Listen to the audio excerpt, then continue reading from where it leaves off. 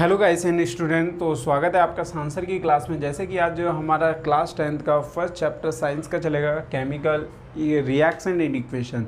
तो इसकी हम बेसिकली बात करेंगे कि क्या है केमिकल रिएक्शन एंड इक्वेशन। ठीक है, तो बहुत ही बेसिक सी बात करेंगे। देखो केमिकल क्या होता है। केमिकल को आप जान लो कि केमिकल कब कहेंगे कि ये केमिकल है।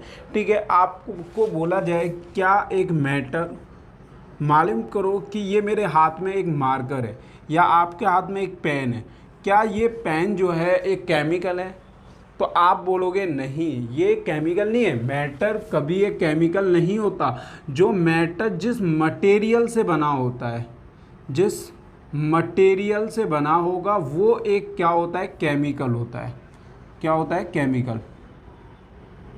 अब ऐसे ही हम बात करेंगे इनकी रिएक्शंस के बारे में, क्या इनकी रिएक्शन होती हैं। तो देखो, जैसे कि अगर रिएक्शन देखा जाए कि केमिकल रिएक्शंस क्या है। केमिकल रिएक्शन वो चीज़ है जो दो चीज़ें या एक से ज़्यादा चीज़ें इन्वॉल्व करके एक प्रोडक्ट फाइंड करती हैं। उसी फंडामेंटल को हम क्या कहते हैं, केमिकल रिएक्शन कहते हैं। ठीक है, तो पहले जानेंगे कि हम यहाँ पे पढ़ने क्या वाले हैं। यहाँ पे सबसे ज़्यादा हम बैलेंस एंड अनबैलेंस रिएक्शंस पढ़ेंगे कि बैलेंस रिएक्शन क्या होती है, अनबैलेंस रिएक्शन क्या होती है। ठीक है, उसके बाद हम यहाँ पे हेडिंग बनाते हैं क्या, केमिकल। मैं इसे रफ कर देता हूँ बेटा, आप साथ साथ इस चीज़ को नोट डाउन करते चलें। जो बच्चे नए हैं चैनल को सब्सक्राइब करना है, बेल आइकन को प्रेस कर दें, जिससे कि कोई भी वीडियो आती है तो उसकी नोटिफिकेशन आपको टाइम से मिल जाए। और ज़्यादा से ज़्यादा वीडियो को शेयर करें एंड कमेंट करना ना भूलें। आप बताएं, अपनी राय बताएं कि कैसी आपको वीडियो लगी। ठीक है, तो अब यहाँ पढ़ेंगे हम कि केमिकल रिएक्शंस क्या होता है, व्हाट इज केमिकल रिएक्शंस। ठीक है, तो यहाँ पे हमें पता है कि it is a process in which one or more substance form new substance and it can be reverse by physical method. यानी कि केमिकल रिएक्शंस क्या होती है, जब कोई भी चीज़ें एक या एक से ज़्यादा इन्वॉल्व करके एक प्रोडक्ट जो फाइंड करती हैं, एक जो फंडामेंट है या एक सब्सटेंस जो फॉर्म करती हैं, उसको हम क्या कहते हैं, केमिकल रिएक्शन कहते हैं। जबकि ये रिवर्स नहीं की जाती किससे, कोई भी फिजिकल मेथड से, तो हम कहते हैं क्या, केमिकल रिएक्शन। अब व्हाट इज फिजिकल मेथड।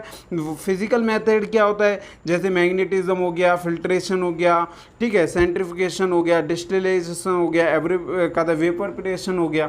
ठीक है, तो ये होती हैं क्या, केमिकल रिएक्शंस। ठीक है, जिस बच्चे को नोट्स चाहिए तो वो आप जो है उसमें जाएं, व्हाट्सअप नंबर मैंने नीचे मेंशन कर दूंगा, जिससे कि आप वहां से मेरे से नोट्स भी ले सकते हैं, या फिर मैं साथ के साथ कुछ चीज़ें लिख लूँगा। ठीक है, तो आपने पढ़ लिया कि केमिकल रिएक्शन क्या होता है। ठीक है, अब देखो यहाँ पे लिखने के लिए आप लिख सकते हो it is a process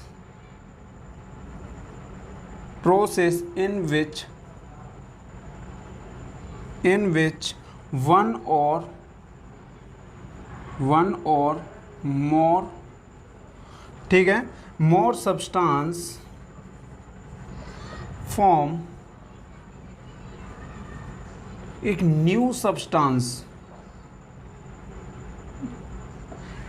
substance form करते हैं। यानी कि कहते हैं it is a process in which the one or more substance मिलकर आपका एक न्यू सब्सटेंस फॉर्म करते हैं, उसको हम केमिकल रिएक्शन कहते हैं। जबकि not reverse by physical method. ठीक है, इसे हम फिजिकली मेथड से रिवर्स नहीं कर सकते। यानी कि यहाँ पे लिख सकते हैं हम can't be reverse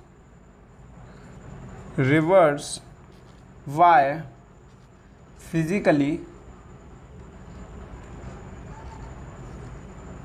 physical method.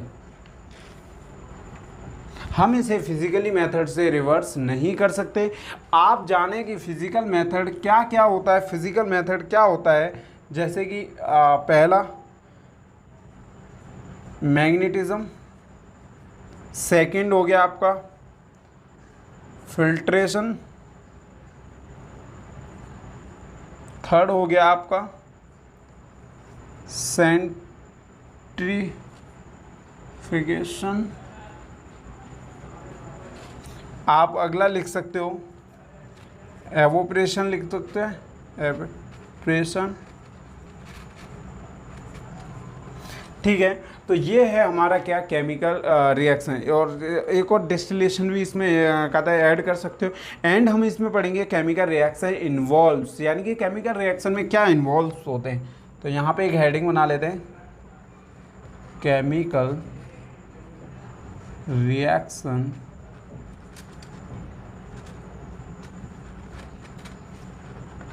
Involve.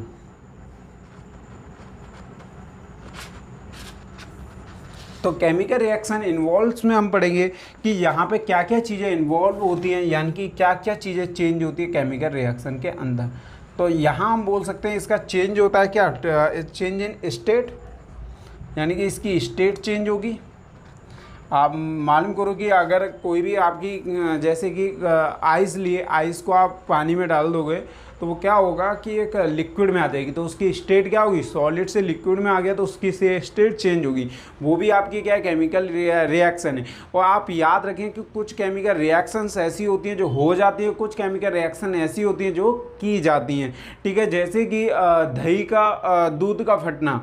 ठीक है, देखो दूध को हम क्या है कि दूध कभी कभी घर में फट जाता है तो वो होता है कि केमिकल रिएक्शन हो गई। और जब हमें क्या जब हमें पनीर उससे निकालना हो तो हम क्या कर सकते हैं, दूध को फाड़ते हैं। तो यहाँ पे कुछ रिएक्शन हो जाती है और कुछ रिएक्शन की जाती हैं। ठीक है, तो यहाँ पे चेंज इन स्टेट हो गया।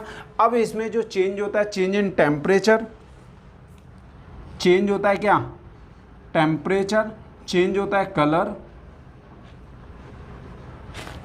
ठीक है, और चेंज होता है इसके क्या, एवोल्यूशन ऑफ गैस, यानी कि उसके अंदर की जो गैस होती है वो भी चेंज हो जाती है।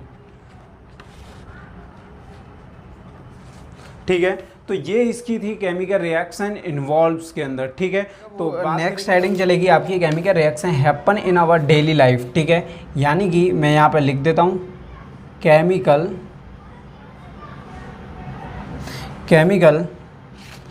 रिएक्शन इन वो happen in our daily life, यानी कि हमारी केमिकल रिएक्शन है कहते हैं डेली लाइफ में कैसे वर्क करती है, क्या है केमिकल रिएक्शन। देखो पहले आप इसमें आप देखोगे कि हम जो डेली लाइफ में हमारे पेट में जो होता है खाना भी पचता है, यानी कि हम डाइजेशन करते हैं फूड को। ठीक है, तो ये भी क्या है, केमिकल है। हम रेस्पिरेशन करते हैं, हम सांस लेते हैं, इन करते हैं, इन अप करते हैं, आउट ऑफ करते हैं। ठीक है, ये भी एक क्या है कि आपका केमिकल रिएक्शन है। ठीक है, आप रस्टिंग ऑफ आयरन, आयरन पे जो आयरन जो जम जाता है, रस्टिंग जो हो जाता है, वो भी एक क्या है कि केमिकल रिएक्शन है। ठीक है, देखो आपको आप तो नहीं कराते ना, आप उसके लिए क्या यूज़ करते हो, एक बॉल्स का भी यूज़ करते हो, जैसे कि किसी पेंट वगैरह की, जैसे कार पे पेंट आता है, अगर कार पे पेंट ना है तो आपकी गाड़ी क्या हो जाएगी, कवाड़ा हो जाएगी, है ना। ठीक है, तो और आगे है आपका फॉर्मेशन ऑफ कर्ड, यानी कि आपका दही का जमना। ठीक है, जैसे कि फर्स्ट में आप पढ़ सकते हो या लिख सकते हो डाइजेशन ऑफ फूड,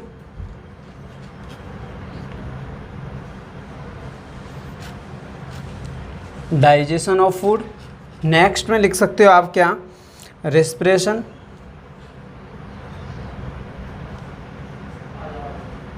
नेक्स्ट में लिख सकते हो आप क्या, रस्टिंग ऑफ आयरन।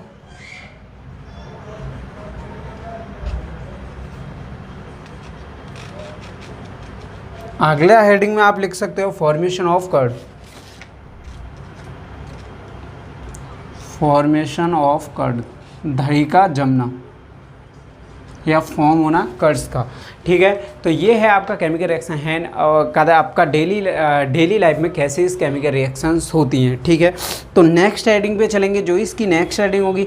बेटा मैं टॉपिक टू टॉपिक बात कर रहा हूँ, ज़्यादा चैप्टर को नहीं खींच रहा हूँ। वैसे तो काफ़ी बड़ा चैप्टर हो सकता है, बहुत ही डीपली भी जा सकता है, पर मैं टॉपिक टू टॉपिक बात कर रहा हूँ। ठीक है, अब ये अभी तक मैं आपको दोबारा रिवाइज करा दूँ कि अभी तक हमने पढ़ा क्या है।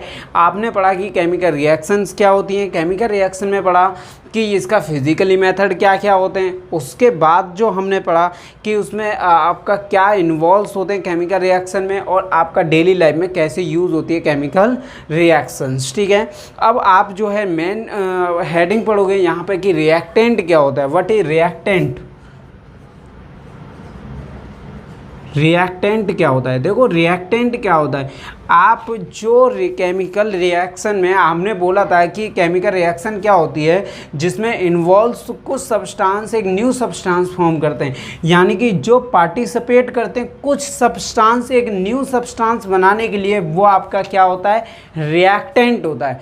यानी कि आपको मालूम करो कि न्यू सब कहता है, आपने आपने पानी ले लिया, चीनी ले ली, चीनी पानी मिल गया, आप क्या बना लेते हो, शरबत बनाते हो। यहाँ पे चीनी और पानी जो होती है वो क्या होता है, आपका रिएक्टेंट होता है। ठीक है, तो रिएक्टेंट आपको अच्छे से समझ में आ गया होगा, फिर भी लिख देता हूँ, या आप लिख सकते हो substance which take part, substance which take part, substance which take part in a chemical reaction, in a chemical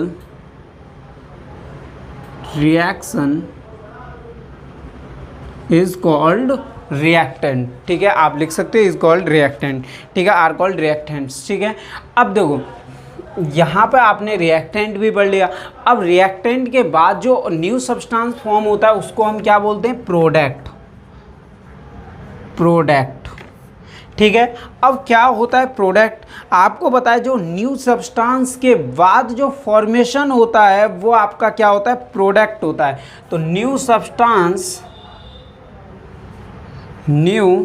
substance form after a chemical reaction is called product। ठीक है, यानी कि न्यू सब्सटेंस फॉर्म होने से पहले जो आप में जो रिएक्टेंट, यानी कि जो रिएक्टेंट आपस में मिलके जो कहता है आपस में रिएक्शन करके उसके बाद जो फॉर्मेशन होता है उसको हम क्या कहते हैं, प्रोडक्ट कहते हैं। तो आपको मेन मुद्दा समझ में आ गया होगा, मेन बात समझ में आ गई होगी कि रिएक्टेंट क्या होता है, प्रोडक्ट क्या होता है। ठीक है, जैसे कि मालूम करो कि हाँ आपने Mg ले लिया एंड O ले लिया, O2।